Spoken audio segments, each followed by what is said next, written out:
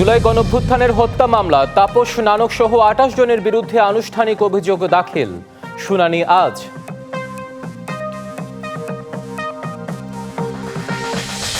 সংসদ নির্বাচনে প্রার্থিতা নিয়ে আপিল শুনানির শেষ দিন। ৩৪টির পাশাপাশি অপেক্ষমান আবেদনের নিষ্পত্তিও হচ্ছে আজ।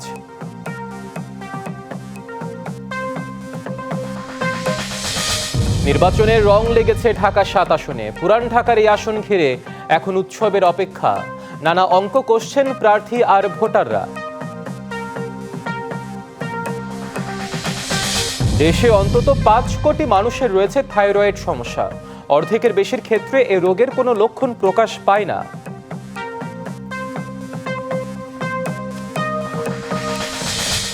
ভোগ্যপণ্যের বড় বাজার চট্টগ্রামের খাতুনগঞ্জে রমজান ঘিরে বেড়েছে আমদানি। সংকট বা দাম বৃদ্ধির সুযোগ নেই, দাবি ব্যবসায়ীদের।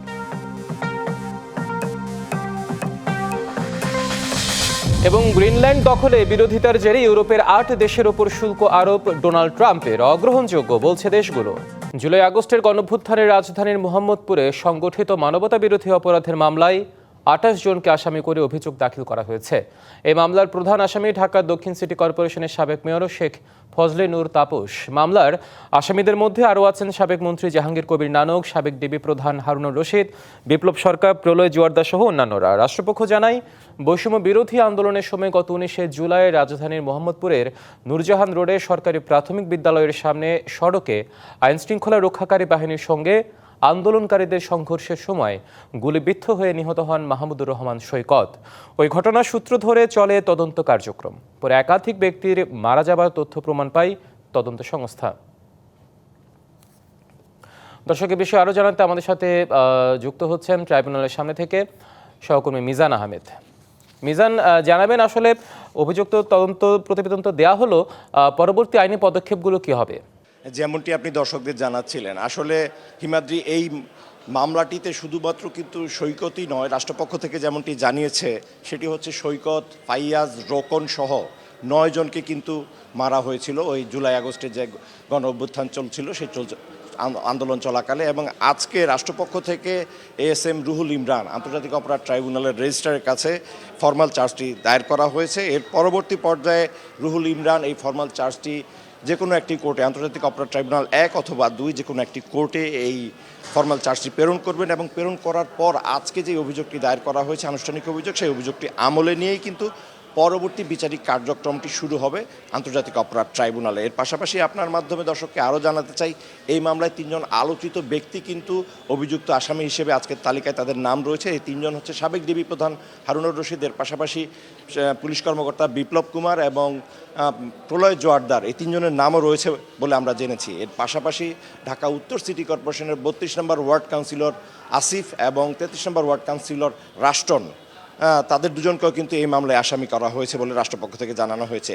এর পাশাপাশি আপনার মাধ্যমে আরও জানাতে চাই, আজকে আরও একটি আলোচিত মামলা রয়েছে। সাবেক সেতুমন্ত্রী এবং আওয়ামী লীগ সম্পাদক ওবায়দুল কাদের সহ ৭ জনের বিরুদ্ধে আজকে আনুষ্ঠানিকভাবে রাষ্ট্রপক্ষ তাদের আনুষ্ঠানিক অভিযোগের শুনানিটি করবেন, বিশেষ করে অভিযোগ গঠনের বিষয়। এবং এই মামলায় কিন্তু ইতিপূর্বে কিন্তু এদের বিরুদ্ধে এই ৭ জনই পলাতক রয়েছেন এবং সবার বিরুদ্ধেই গ্রেফতারি পরোয়ানা জারি করা হয় এবং পত্রিকায় বিজ্ঞপ্তি প্রকাশের মাধ্যমে তাদের বিচারিক সুযোগ সুবিধা নেওয়ার কথা বলা হয়। এই 7 জনের মধ্যে আরও দুটি নাম আপনার মাধ্যমে দর্শককে জানাতে চাই।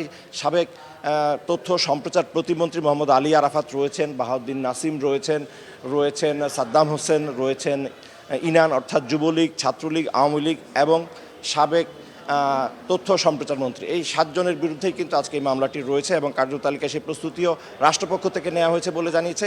এই ছিল আজকে আন্তর্জাতিক অপরাধ ট্রাইব্যুনালে এই দুটো মামলার সবশেষ তথ্য। সামনে আরও কোনো ঘটনা ঘটলে আপনার মাধ্যমে পরবর্তী সময় তা জানিয়ে দেওয়া হয়েছে। ফিরে যাচ্ছি। নিশ্চয়ই মিজান, ধন্যবাদ আপনাকে। সংসদ নির্বাচনে প্রার্থিতা নিয়ে আপিল নিষ্পত্তির শেষ দিন আজ। ক্রমোন্নয়ে আজ ৬১১ থেকে ৬৪৫ পর্যন্ত আপিলের শুনানি করা হবে। প্রধান নির্বাচন কমিশনারের নেতৃত্বে পূর্ণাঙ্গ কমিশনের শুনানিতে বেশিরভাগ আবেদনকারী প্রার্থিতা ফিরে পেয়েছেন। শেষ দিন আজ শুনানি হবে ৩৪টি আবেদনের। একই সাথে নিষ্পত্তি করা হবে ৮ দিনে স্থগিত রাখা আবেদনগুলোর। এছাড়া দ্বৈত নাগরিকের বিষয়েও শুনানি হওয়ার কথা রয়েছে। এদিকে প্রার্থিতা প্রত্যাহারের শেষ দিন ২০শে জানুয়ারি আর ২১শে জানুয়ারি চূড়ান্ত প্রার্থী তালিকা প্রকাশ করে প্রতীক বরাদ্দ দেওয়া হবে। ভোটের প্রচারণা চলবে ১০ ফেব্রুয়ারি সকাল ৭:৩০ পর্যন্ত। আর ত্রয়োদশ জাতীয় সংসদের জন্য ভোটের দিন ঠিক করা হয়েছে ১২ ফেব্রুয়ারি। সংসদ নির্বাচনে প্রার্থিতা নিয়ে আপিল নিষ্পত্তির শেষ দিন আজ। এ নিয়ে আরও জানাতে নির্বাচন ভবন থেকে সরাসরি যুক্ত হচ্ছেন সহকর্মী হুমায়রা ফারুকী। হুমায়রা, জানাবেন শেষ দিনে কার্যক্রম কতক্ষণ চলবে, আর পাশাপাশি ছাত্রদলের নেতাকর্মীরা কমিশনের সামনে জমা হয়েছেন, শুনেছি তাদের দাবি কি ছিল, আর সার্বিক অবস্থা কেমন দেখছেন? হিমাদ্রি, আপনি জানেন যে ত্রয়োদশ জাতীয় সংসদ নির্বাচনের তফসিল অনুযায়ী আজ কিন্তু শুনানির শেষ দিন, অর্থাৎ আজই নির্ধারিত হবে যে প্রার্থীরা শেষ পর্যন্ত তাদের প্রার্থিতা ফিরে পাবেন কিনা, যাদের আপিল শুনানি আজ পর্যন্ত অপেক্ষমান রয়েছে কিংবা রিটার্নিং অফিসার দ্বারা বাতিল হয়েছিল। তো তারা আজ 611 নম্বর থেকে 645 নম্বর আপিলের শুনানি হবে আজ। এছাড়া 10ই জানুয়ারি থেকে 17 জানুয়ারি অর্থাৎ গতকাল পর্যন্ত যেই আপিলের শুনানিগুলো অপেক্ষমান রাখা হয়েছিল সেগুলোরও আজ নিষ্পত্তি করা হবে। আর দুপুরের পর থেকে কিন্তু দ্বৈত নাগরিকত্ব সংক্রান্ত যতগুলো আপিল বাকি রয়েছে শুনানি করা, সেগুলো কিন্তু দুপুরের পর থেকে শুনানি হবে। বিকেল 5টা পর্যন্ত সময় থাকলেও এতগুলো আপিল নিষ্পত্তি বিকেল 5টার মধ্যে শেষ হবে কিনা সেটি আসলে ওই সময়েই বলা যাবে। আর আরেকটি বিষয় আপনাকে জানিয়ে রাখি যে পোস্টাল ব্যালটে পক্ষপাতিত্ব করা সহ বিভিন্ন নির্বাচন কমিশনের বিরুদ্ধে বিভিন্ন অভিযোগ নিয়ে ছাত্রদলের নেতাকর্মীরা কিন্তু সকাল থেকেই আমি দেখেছি যে নির্বাচন কমিশনের সামনে জড়ো হতে শুরু করেছেন এবং তারা আজ এখানে তাদের দাবি দাবা নিয়ে শান্তিপূর্ণভাবে তাদের আন্দোলন করবেন বলে তারা জানিয়েছেন। এবং আরও একটি বিষয় আপনাদেরকে জানিয়ে রাখি যে সকাল থেকেই সকাল 10টায় শুনানি শুরু হয়েছে কয়েকদিন, আজও সকাল 10টায় শুরু হয়েছে, কিন্তু সকাল থেকে কিন্তু প্রার্থীরা শুনানির বেশ আগে থেকে প্রার্থী, তাদের উকিলরা এবং তাদের দলীয় যে কর্মীরা আছেন তারা কিন্তু নির্বাচন কমিশনে খুব দীর্ঘ সময় ধরে তারা অপেক্ষা করছিলেন এবং প্রার্থীদের মধ্যে আমি বেশ উত্তেজনা দেখেছি। তারা বেশ টেনশন করছেন যে আজই কিন্তু যেহেতু প্রার্থীতা ফিরে পাবার তাদের শেষ সময়, এরপরে আর তাদের হাতে সেই সময়টা থাকবে না বা সেই সুযোগটা থাকবে না, যে কারণে তারা কিন্তু দীর্ঘ সময় লাইন দিয়ে অপেক্ষা করছিলেন যে শুনানি কখন শুরু হবে বা কি। এই ব্যাপারটা নিয়ে আজ বিকেল 5টা পর্যন্ত শুনানি সময় নির্ধারণ করা আছে। তো এই ছিল এখন পর্যন্ত আমার কাছে সর্বশেষ। হিমাদ্রি, পরবর্তী তথ্যগুলো হাতে আসা মাত্রই আমি আপনার মাধ্যমে তা দর্শকদেরকে জানিয়ে দেব। নিশ্চয়ই, ধন্যবাদ আপনাকে যুক্ত হওয়ার জন্য। পুরান ঢাকার ব্যস্ততম বাণিজ্যিক এলাকা সংসদীয় আসন ঢাকা 7। জাতীয় সংসদ নির্বাচনকে ঘিরে সেখানে নির্বাচনী আমেজ এখন উৎসবের অপেক্ষায়। রাত দিন এখন প্রার্থীদের নীরব পদচারণা সরগরম হবে 22শে জানুয়ারি থেকে। এই আসনে প্রার্থী বিএনপির হামিদুল ইসলাম, জামায়াতের হাফেজ এনায়েতুল্লাহ ও ইসলামী আন্দোলনের আব্দুর রহমান সহ 10 জন। আর এসব প্রার্থীদের নিয়ে ভোটাররাও কষছেন নানা হিসাব নিকাশ। ঢাকা 7 আসন ঢাকা দক্ষিণ সিটি কর্পোরেশনের লালবাগ, চকবাজার, বংশাল, কামরাঙ্গীরচর ও কোতোয়ালির আংশিক এলাকা নিয়ে গঠিত। ভোটাররা বলছেন বিগত বছরগুলোতে ভোটের আগে প্রার্থীরা নানা প্রতিশ্রুতি দিলেও কিছুই বাস্তবায়ন হয়নি। প্রার্থীরা বলে কিন্তু সব করতে পারে না, অনেক আইন কানুনেও বাধা থাকে।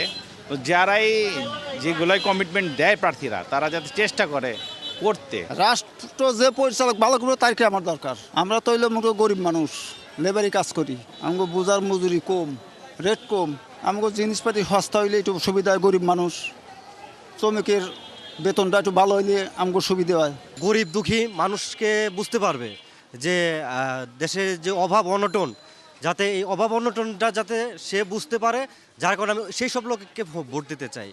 তবে প্রার্থীরা বলছেন এবার কোনো প্রতিশ্রুতি নয়, জনগণকে নিয়ে কাঁধে কাঁধ মিলিয়ে হাতে হাত রেখে এলাকার উন্নয়নে কাজ করবেন তারা। আমরা চেষ্টা করব ব্যবসায়ীদের উপদেশ নিতে, ব্যবসায়ীদের সাথে রেখে আমার পক্ষে সম্ভব হয় কিছু কিছু কাজ এখন করা না, আমি চেষ্টা করব করতে। কিন্তু নির্বাচনের পর আমার দল যদি ক্ষমতা আসে, আমার প্রথম 100 দিনের কর্মসূচি থাকবে গ্যাস এবং পয় নিষ্কাশন। এই ঢাকা 7 একটি অপরিকল্পিত এলাকা। এটা আমার ইচ্ছা আছে, যদি আল্লাহ পাক আমাকে মনোনীত করে তাহলে একটি মডেল টাউন করব। আসনটিতে বিগত 3টি বিতর্কিত নির্বাচনে হাজী সেলিম ও তার ছেলে সুলাইমান সেলিম সংসদ সদস্য ছিলেন। 8ম সংসদে এমপি ছিলেন বিএনপির নাসির উদ্দিন পিন্টু। এখানে ভোটারদের মূল দাবি জলাবদ্ধতা ও যানজট নিরসন, পরিচ্ছন্নতা এবং নিরাপদ বাসযোগ্য পরিবেশ। আর এলাকার সার্বিক উন্নয়নে এবার কাজ করার প্রত্যয় প্রার্থীদের। পুরান ঢাকার ঐতিহ্য আর ঘনবসতি ঘিরে গড়ে ওঠা ঢাকা ৭ সংসদীয় আসন রাজনীতিতে বরাবরই গুরুত্বপূর্ণ। এবার নির্বাচনে মোট ভোটার ৪,৭৯,৩৭৬ জন। Partha Saha, DBC news, Dhaka. রাজধানী খামারবাড়ি কৃষিবিদ ইনস্টিটিউটে জুলাই গণঅভ্যুত্থানে শহীদ ও আহত পরিবারের সাথে মতবিনিময় সভা করছেন বিএনপি চেয়ারম্যান তারেক রহমান। আরও জানাতে আমাদের সাথে যুক্ত হচ্ছেন সহকর্মী ফরহাদুজ্জামান। ফরহাদ, আজও তো বিএনপি চেয়ারম্যান তারেক রহমানের সাথে সেখানে জুলাই গণঅভ্যুত্থানে শহীদ আহত পরিবারদের সাথে মতবিনিময়ের কথা রয়েছে। কেমন দেখছেন সেখানের অবস্থার, কারা কারা যুক্ত হয়েছেন এখন পর্যন্ত?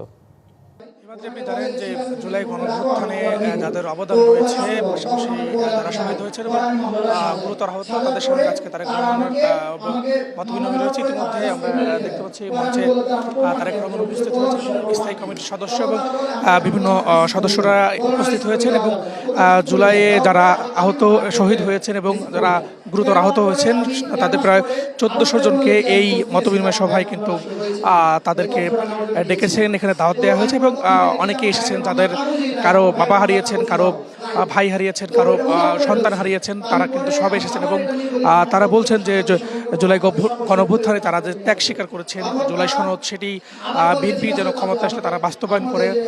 পাশাপাশি এই তাদের বিরুদ্ধে যে অসংখ্য মামলা রয়েছে সেই মামলাগুলো যেন দ্রুত প্রত্যাহার করার হয়, সেই বিষয়টিগুলো কিন্তু তারা দাবি জানিয়েছেন এবং অন্যান্য যে যারা আহত রয়েছেন এখনও তাদের সুচিকিৎসা হচ্ছে না, সেই চিকিৎসার বিষয়েও কিন্তু তারা কথা বলেছেন। পাশাপাশি এই অভ্যুত্থানে এত যারা শহীদ হয়েছেন এবং আহত হয়েছেন এটার পিছনে তাদের দায় রয়েছে, আর তাদেরকে যেন বিএনপি ক্ষমতা এলে শাস্তির আওতায় আনা হয়, সেই বিষয়টিগুলো কিন্তু তারা কথা বলছেন এবং অনেকেই কিন্তু বলছেন যে তাদের একমাত্র অবলম্বন যারা কর্মক্ষম ছিলেন তাদেরকে হারিয়েছেন, তারা এখন অনেকটাই মানে খুব সংকটপূর্ণ জীবন কাটাচ্ছেন, তাদেরও কেউ যেন আর্থিকভাবে এবং বিভিন্নভাবে যেন তাদেরকে ব্যবস্থা করা হয়, সেই বিষয়টিগুলো কিন্তু তারা তুলে ধরেছেন। আমরা দেখতে পাচ্ছি এখানে কিন্তু এর বাইরেও কিন্তু এই অডিটোরিয়ামের বাইরেও কিন্তু বিভিন্ন যারা জায়গা পান তারা কিন্তু রয়েছেন এবং উপস্থিত রয়েছেন তারেক রহমানের পাশাপাশি নজরুল ইসলাম খান, বিএনপি স্থায়ী কমিটির সদস্য ছাড়াও রুহুল কবির রিজভী রয়েছেন এবং অন্যান্য নেতাকর্মীরাও কিন্তু এখানে উপস্থিত রয়েছেন। পাশাপাশি বিভিন্ন ইউনিটের নেতাকর্মীরা রয়েছেন এবং বিভিন্ন নেতাকর্মীদের পাশাপাশি আমরা দেখেছি জুলাই আন্দোলনে যারা আহত হয়েছিলেন তাদের পরিবার রয়েছেন এবং তারা উচ্চশিক্ষিত কণ্ঠে কিন্তু তাদের দাবিগুলো এবং তাদের কথাগুলো বলছেন। তো এখন পর্যন্ত কৃষিবিদ ইনস্টিটিউট থেকে আমার কাছে এই ছিল সর্বশেষ তথ্য। ফরহাদ, ধন্যবাদ আপনাকে আমাদের সাথে যুক্ত হওয়ার জন্য। দেশে অন্তত ৫ কোটি মানুষের কোনো না কোনো ধরনের থাইরয়েড সমস্যা রয়েছে। এদের মধ্যে ২.৫ কোটির বেশি ক্ষেত্রে এই রোগের কোনো লক্ষণ প্রকাশ পায় না। এ কারণে একটি বড় অংশ শনাক্তের বাইরে থেকে যায়। এদের শনাক্ত করতে প্রাতিষ্ঠানিক চিকিৎসা ব্যবস্থাকে শক্তিশালী করা জরুরি বলে মনে করেন বিশেষজ্ঞরা। মানবদেহে থাইরয়েড এক ধরনের হরমোন। কখনো এই হরমোন কমে গেলে একে বলা হয় হাইপোথাইরয়েডিজম, বেড়ে গেলে বলা হয় হাইপারথাইরয়েডিজম। বাংলাদেশ এন্ডোক্রাইন সোসাইটি তথ্য মতে বিশ্বে এ সমস্যায় ভুগছেন ৮০ কোটির বেশি মানুষ, আর দেশে ভুক্তভোগীর সংখ্যা ৪ থেকে ৫ কোটি। সঠিক সময়ে শনাক্ত ও চিকিৎসায় এটি প্রতিরোধ করা যায়। থাইরয়েড হরমোন বেড়ে যাওয়াকে আসলে হাইপারথাইরয়েডিজম বলে। এটা বেশিরভাগ ক্ষেত্রে যে কারণটা হয়ে থাকে সেটা অটোইমিউন বা ইমিউনোলজিক্যাল ডিজিজটা। তো সেটা যার ক্ষেত্রে জেনেটিক কিছু ফ্যাক্টর আছে সেগুলি থাকে এবং অটোইমিউন বা আগের থেকেই ঠিক আছে যে ওনার এই অসুখটা হবেই, তাদের ক্ষেত্রে এটা আমরা বেশি পেয়ে থাকি। হাইপোথাইরয়েডিজমের জন্য যে ওষুধটা ব্যবহার করা হয়ে থাকে এটা স্বাভাবিকভাবে বলা হয় যেই হরমোনটা তৈরি কম হচ্ছে সেটা রিপ্লেস করছি আমরা, সুতরাং থাইরয়েড হরমোনই ওষুধ আকারে খেতে হয়। চিকিৎসকরা বলছেন থাইরয়েডের সরাসরি কোনো লক্ষণ প্রকাশিত হয় না, প্রতিক্রিয়া ধীরে ধীরে হয় বলে ভুক্তভোগীরা চিকিৎসকের কাছে যান না। শুরুতে কিন্তু কোনো লক্ষণ দেখা যায় না, উনি অন্য কোনো কারণে ডাক্তার দেখানোর পরে ডাক্তার তখন সন্দেহ করে যে থাইরয়েডের সমস্যা থাকতে পারে। তো এটার জন্য আমাদের কিছু কিছু প্রায়োরিটি গ্রুপ বিশেষ সেই লোককে অবশ্যই স্ক্রিন করা উচিত। যেমন পৃথিবীর বেশিরভাগ দেশ তারা জন্মের পরপরই একবার থাইরয়েডের টেস্ট করে। প্রেগনেন্সি পরিকল্পনার অংশ হবে থাইরয়েডের হরমোনের মাত্রা জানা। বয়স তত বাড়ে হাইপোথাইরয়েডের সংখ্যা তত বাড়ে, সুতরাং ৬০ বছরের কাছাকাছি সময়ে আরেকবার করে নেওয়া দরকার। মূল উদ্যোগটা কিন্তু সরকারকে নিতে হবে। থাইরয়েডজনিত রোগের বিষয়ে সচেতনতার পাশাপাশি শিশু জন্ম নেবার সঙ্গে সঙ্গে থাইরয়েড পরীক্ষা জরুরি বলে মনে করেন চিকিৎসকেরা। Tahsina Jessy, DBC news, Dhaka. প্রভাবশালী মহলের ছত্রছায়া আর প্রশাসনকে ম্যানেজ করে ময়মনসিংহে চলছে অবৈধ ইট ভাটা। বন উজাড় করে কাঠ দিয়ে পোড়ানো হচ্ছে ইট, কালো ধোঁয়ায় দূষণে বিপর্যস্ত পরিবেশ, হুমকিতে জনস্বাস্থ্য, বাড়ছে রোগের প্রাদুর্ভাব। শুধু তাই নয়, প্রশাসনের নাকের ডগায় কাটা হচ্ছে আবাদে জমির মাটি। এতে উর্বরতা হারাচ্ছে কৃষি জমি, দীর্ঘমেয়াদী ক্ষতির মুখে দেশের কৃষি অর্থনীতি।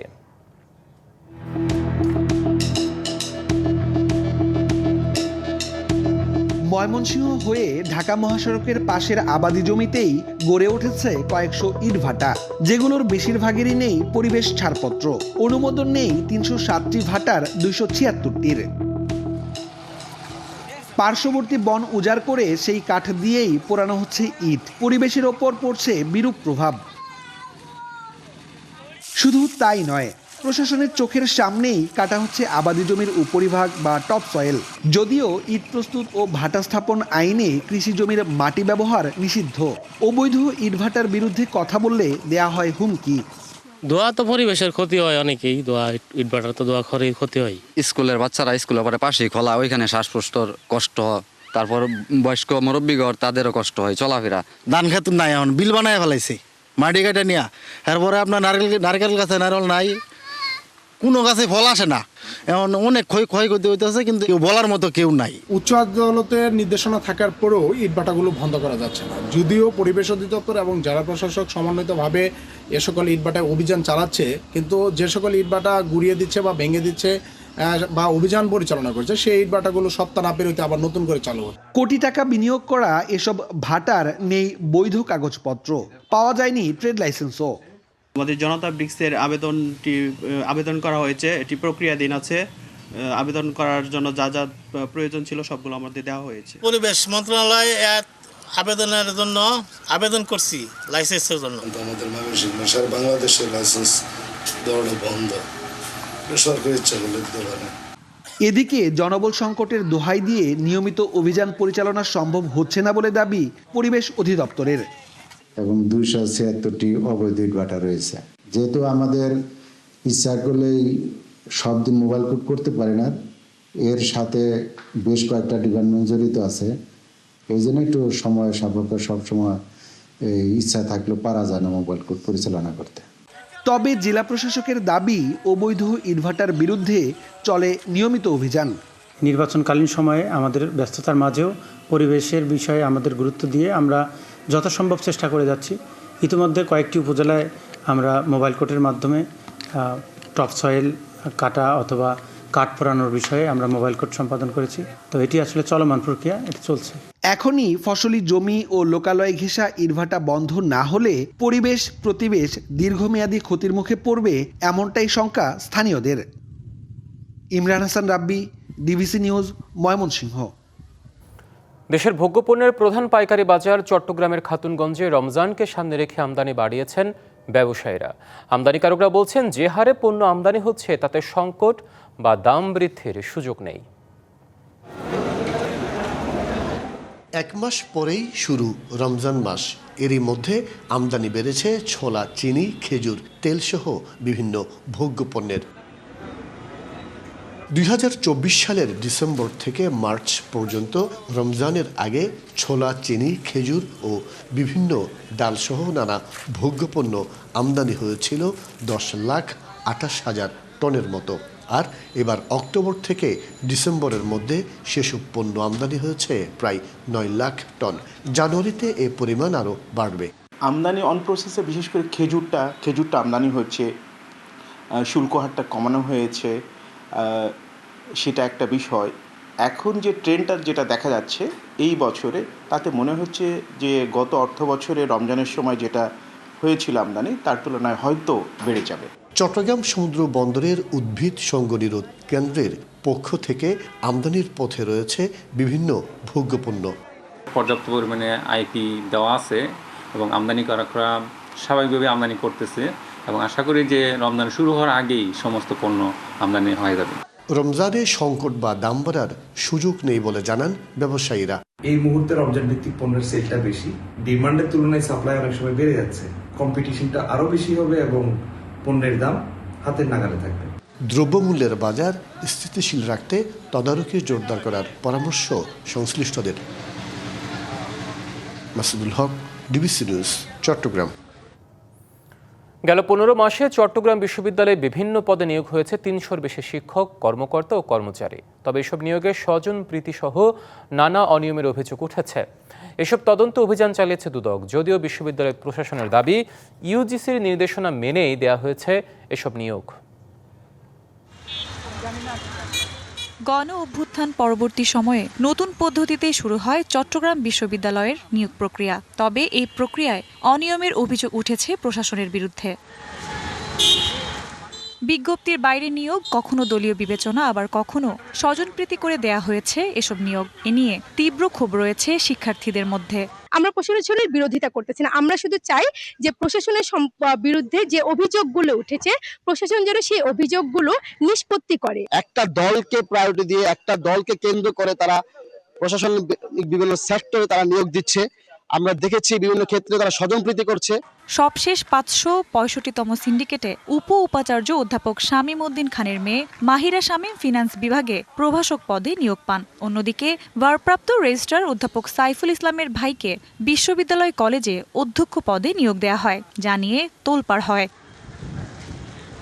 তবে স্বজনপ্রীতির অভিযোগ অস্বীকার করেছে প্রশাসন। যারা লিখিত, মৌখিক এবং প্রেজেন্টেশন এসব ভালো করে মোট নাম্বারে এগিয়ে আছে তারাই নিয়োগ পেয়েছে। এখানে কোনো ধরনের স্বজনপ্রীতি হয়েছে আমি মনে করি না। 100% এটা মিথ্যা।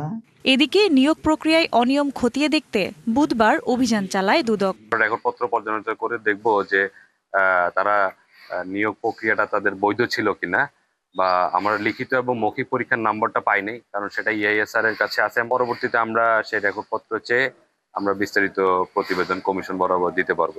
গত 15 মাসে চট্টগ্রাম বিশ্ববিদ্যালয়ে 3 শতাধিক নিয়োগ কার্যক্রম সম্পন্ন হয়েছে। এসব নিয়োগের মধ্যে 78 শিক্ষক, 16 কর্মকর্তা এবং বাকি পদগুলোতে কর্মচারী নিয়োগ দেওয়া হয়েছে। স্বল্প সময়ের ব্যবধানে এত লোকবল নিয়োগ নিয়ে উঠেছে প্রশ্ন। তবে প্রশাসনের দাবি, ইউজিসির নির্দেশনা মেনেই নিয়োগ দেওয়া হয়েছে। চাহিদার ভিত্তিতে বিশ্ববিদ্যালয় প্রশাসনের কাজ হচ্ছে নিয়োগগুলো কন্ডাক্ট করা, এবং ইউজিসির নির্দেশনা হচ্ছে যে অর্থ বছরের মধ্যে সেটা শেষ করা। কিন্তু এই নিয়োগ প্রক্রিয়াগুলো নিয়ে নানা ধরনের অপতথ্য এবং গুজব ছড়াচ্ছে। চাহিদা আছে 1300-1400 শিক্ষকের, বর্তমান শিক্ষক কাজ করে 1000 জন, আরো 300 জন শিক্ষক দরকার। আগামীতে স্বচ্ছ প্রক্রিয়ায় নিয়োগ সম্পন্নের দাবি শিক্ষার্থীদের।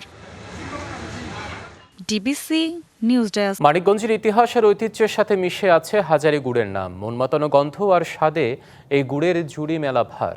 হরিরামপুরের ঝিটকা এলাকার 30টি গাছি পরিবার এই গুড়ের ঐতিহ্য ধরে রাখতে প্রাণান্ত চেষ্টা চালিয়ে যাচ্ছে। আর হাজারী গুড়কে জিআই পণ্য হিসেবে স্বীকৃতি দিতে কাজ করছে জেলা প্রশাসন। মানিকগঞ্জের হরিরামপুর উপজেলার ঝিটকা এলাকাটি এখন পরিচিত হাজারীপল্লী নামে। বংশ পরম্পরায় এখানে প্রায় 30টি গাছি পরিবার তৈরি করে আসছে হাজারী গুড়। আগের দিন বিকেলে খেজুর গাছের ছাল কেটে বেঁধে দেওয়া হয় হাঁড়ি। ভোরবেলায় সেই রস সংগ্রহ করেন গাছিরা। এরপর দীর্ঘ সময় জাল দিয়ে বিশেষ কায়দায় তৈরি হয় হাজারী গুড়। স্বচ্ছ খেজুরের রস দিয়ে তৈরি এই গুড় স্বাদ ও গন্ধে অতুলনীয়।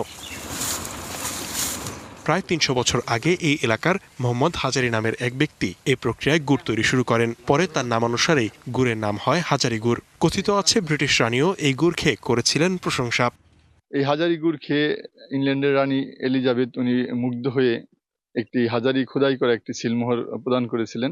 বর্তমানে এই হাজারী গুড় মানিকগঞ্জ জেলার ব্র্যান্ডিং হিসেবে স্থান পেয়েছে। 8 থেকে 10 লিটার রস চাল দিয়ে তৈরি হয় 1 কেজি হাজারী গুড়। এবছর প্রতি কেজি গুড় বিক্রি হচ্ছে 2000 টাকায়। এক একটি পরিবার প্রতিদিন তৈরি করে প্রায় 5 কেজি গুড়। 30 ঘরের মতো হাজারী গুড় তৈরি করে। প্রত্যেক বাড়ি থেকে 3 কেজি, 4 কেজি বা 5 কেজি এরকম গুড় হয়। প্রথম কাটার রস হয় তাহলে 7 লিটার, 7.5 লিটার রসে হয়। মোটামুটি ভাবে 7 থেকে 8 লিটার রস 1 কেজি গুড় হয়ে যায়। এই গুড়ের সুনাম ছড়িয়েছে দেশ ও দেশের বাইরে। তবে দিন দিন খেজুর গাছের সংখ্যা কমে যাওয়ায় চাহিদা মতো গুড় উৎপাদন হচ্ছে না। এখন বর্তমান সেরকম গাছ নাই, সেই গাছ না থাকার কারণে গুড় এখন খুবই কম হচ্ছে। যে পরিমাণ কষ্ট, এই পরিমাণ আমাদের পোষায় না। একটা আড়ির দাম 80 টাকা, 90 টাকা, 100 টাকা। খড়ির দাম বেশি, গাছের দাম বেশি। স্থানীয়দের দাবির পরিপ্রেক্ষিতে ঐতিহ্যবাহী গুড়কে জিআই পণ্য হিসেবে স্বীকৃতি দিতে কাজ করছে জেলা প্রশাসন। এটির স্বাদ, গন্ধ এবং সব দিক দিয়ে এটি আলাদা। তো এটি জিআই পণ্য হিসেবে কিন্তু জেলা প্রশাসন অনেক আগে থেকে কাজ করছে। এটি একদম লাস্ট স্টেজে আছে এবং আমরা খুব দ্রুতই এটিকে জিআই পণ্য হিসেবে পাবো। যথাযথ স্বীকৃতি পেলে হাজারীগুড় হতে পারে মানিকগঞ্জের গৌরবের এক স্থায়ী পরিচয়, এমনটাই মনে করেন জেলাবাসী। DBC news desk. ইউরোপের ৮ দেশে ট্রাম্পের 10% শুল্ক আরোপের তীব্র নিন্দা জানিয়েছেন ইউরোপের শীর্ষ নেতারা। জানান এটি সম্পূর্ণ ভুল ও অগ্রহণযোগ্য। গ্রিনল্যান্ড অধিগ্রহণ ইস্যুতে বিরোধিতা করা ইউরোপীয় ওই মিত্র দেশগুলোর উপর শুল্ক আরোপের ঘোষণা দেন মার্কিন প্রেসিডেন্ট। কোনো চুক্তি না হওয়া পর্যন্ত আগামী 1 ফেব্রুয়ারি থেকে এই শুল্ক কার্যকরের কথা। ডেনমার্কের স্বায়ত্তশাসিত অঞ্চল গ্রিনল্যান্ড দখলে নিতে মরিয়া হয়ে উঠেছেন মার্কিন প্রেসিডেন্ট ডোনাল্ড ট্রাম্প। দিয়ে যাচ্ছেন একের পর এক হুমকি। এবার Denmark, Norway, Sweden, France, Germany, যুক্তরাজ্য, নেদারল্যান্ডস ও ফিনল্যান্ড থেকে যুক্তরাষ্ট্রের রপ্তানি হওয়া পণ্যের ওপর 10% শুল্ক আরোপ করেন তিনি। জানান পরে তা বাড়িয়ে 25% করা হতে পারে।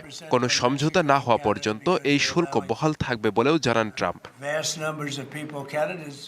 এর প্রতিক্রিয়ায় ব্রিটিশ প্রধানমন্ত্রী কিয়ার স্টারমার জানান, নেটো মিত্রদের যৌথ নিরাপত্তার স্বার্থে কাজ করার কারণে তাদের ওপর শুল্ক আরোপ করা সম্পূর্ণ ভুল। ফরাসি প্রেসিডেন্ট ইমানুয়েল ম্যাক্রন জানান, এই প্রেক্ষাপটে শুল্কের হুমকি গ্রহণযোগ্য নয়। কোনো ধরনের ভয়ভীতি বা চাপের কাছে নতি স্বীকার করা হবে না। সুইডেনের প্রধানমন্ত্রী ওলফ ক্রিস্টারসন জানান, ব্ল্যাকমেইলের কাছে মাথা নত করা হবে না। ইউরোপীয় কাউন্সিলের প্রেসিডেন্ট অ্যান্তোনিও কস্তা জানান, ইউরোপীয় ইউনিয়ন সবসময় আন্তর্জাতিক আইন রক্ষায় দৃঢ় থাকবে। এদিকে ডেনমার্কের পররাষ্ট্রমন্ত্রী লার্স লোকে রাসমুসেন জানান, শুল্ক আরোপের হুমকি তাদের জন্য অপ্রত্যাশিত ছিল। এদিকে যুক্তরাষ্ট্রের গ্রিনল্যান্ড দখলের প্রস্তাবের প্রতিবাদে গ্রিনল্যান্ড ও ডেনমার্কে হাজার হাজার মানুষ রাস্তায় নেমে বিক্ষোভ করেন। এ সময় বিক্ষোভকারীরা গ্রিনল্যান্ডের পতাকা ও Greenland is not for sale banner বহন করেন। আমরা ট্রাম্পকে দেখানোর জন্য এসেছি, গ্রিনল্যান্ড আমাদেরই থাকবে, যুক্তরাষ্ট্রের নয়। আমরা আমেরিকান নাগরিক হতে চাই না, আমরা গ্রিনল্যান্ডেই ভালো আছি। সম্প্রতি এক জরিপে দেখা যায়, ট্রাম্প গ্রিনল্যান্ড দখলে নিতে মরিয়া হয়ে উঠলেও 75% আমেরিকান এমন সিদ্ধান্তের বিপক্ষে।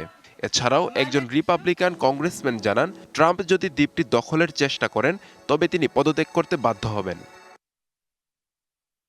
আব্দুল্লাহ আল মারুফ, ডিবিসি নিউজ ডেস্ক। আয়ারল্যান্ডের সাথে গ্রুপ পরিবর্তন হচ্ছে না বাংলাদেশের। ক্রিকেট ভিত্তিক সংবাদ মাধ্যম ক্রিকবাজকে এমনটা জানিয়েছেন আয়ারল্যান্ড ক্রিকেট বোর্ডের এক মুখপাত্র। শনিবার আইসিসি প্রতিনিধির সাথে বৈঠকে ভেন্যু পরিবর্তনের জন্য গ্রুপ পরিবর্তনের বিষয়টি উঠে আসে। আয়ারল্যান্ডের সবকটি ম্যাচ শ্রীলঙ্কাতে হওয়ার এমন সম্ভাবনার গুঞ্জন শোনা যাচ্ছিল, যা নাকচ করেছে দেশটির ক্রিকেট বোর্ডের মুখপাত্র।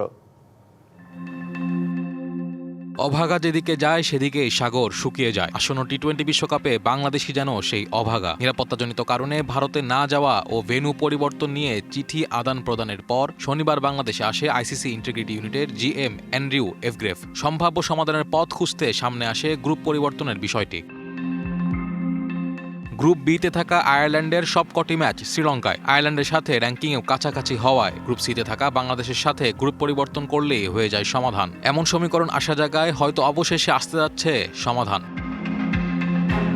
কিন্তু সে আশাও যেন এখন ফিকে হতে বসেছে। ক্রিকেট ভিত্তিক গণমাধ্যম ক্রিকবাজকে আয়ারল্যান্ড ক্রিকেটের এক মুখপাত্র জানিয়েছে, গ্রুপ পরিবর্তন করছে না আয়ারল্যান্ড। তিনি আরও জানান, এ বিষয়ে আইসিসি থেকে তারা নিশ্চিত বার্তা পেয়েছে। পূর্ব নির্ধারিত সূচিতেই টি-20 বিশ্বকাপ খেলবে আয়ারল্যান্ড। যদিও এখনো এ নিয়ে কোনো পূর্ণাঙ্গ সমাধানে পৌঁছায়নি কোনো পক্ষই। এ বিষয়ে আনুষ্ঠানিক বিবৃতিও দেয়নি আইসিসি কিংবা Bangladesh cricket board. Naim Hamid, DBC news. DBC সংবাদ এই ছিল এখনকার মতো। ডিবিসি নিউজের সংবাদগুলো পড়তে ভিজিট করুন dbcnews.tv আর ভিজিট করুন ডিবিসি নিউজের ফেসবুক পেজ এবং ইউটিউব চ্যানেল। ডিবিসির সঙ্গে